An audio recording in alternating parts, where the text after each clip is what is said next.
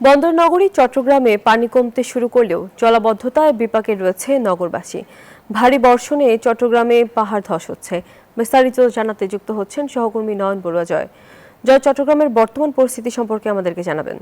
তমা নগরের মধ্যে কিন্তু জলাবদ্ধতার যে পানি, সে পানি কিন্তু নামলেও চট্টগ্রামের সাতকানিয়া, বাঁশখালী সহ বিভিন্ন জায়গায় এখনো পর্যন্ত লাখ লাখ মানুষ পানিবন্দী অবস্থায় আছে। এখনো পর্যন্ত তাদের ঘর বাড়িতে কিন্তু পানি প্রবেশ যেই পানি করেছে সে পানি কিন্তু এখনো নামেনি, যেহেতু নদীর পানির উচ্চতা যেমনটা বেড়েছে, তো তেমনিভাবে কিন্তু সাগরের পানিও কিন্তু উচ্চতা অনেক বেড়েছে।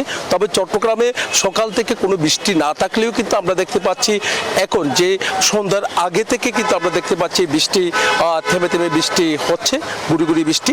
তো বৃষ্টির কারণে কিন্তু আবারও কিন্তু সংখ্যা দেখা যাচ্ছে, একদিকে পাহাড় ধসের সম্ভাবনা থেকে যায় চট্টগ্রামে, আরেকদিকে কিন্তু জলাবদ্ধতার একটা বড় ধরনের সমস্যা থাকে।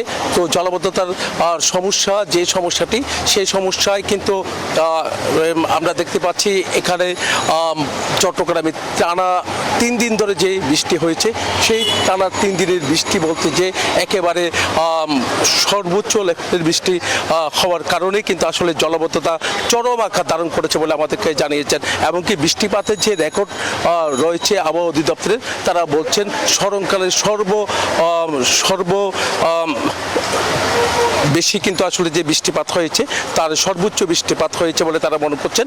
তারা বলছেন যে এরকম বৃষ্টিপাত যদি আগামীতেও যদি হয়, তাহলে কিন্তু এখন থেকে সেটি দ্রুত সময়ের মধ্যে যে পানিগুলো নিষ্কাশন করা যায় সেদিকে তাদের যে ব্যবস্থা সিটি কর্পোরেশনের, সেটা কিন্তু করতে হবে বলে আমাদেরকে জানিয়েছেন। নালা থেকে শুরু করে খালগুলো পরিষ্কার পরিচ্ছন্নতা রাখতে হবে। এই ছিল আমার এখানকার সর্বশেষ। ফিরে যাচ্ছি স্টুডিওতে তোমার কাছে।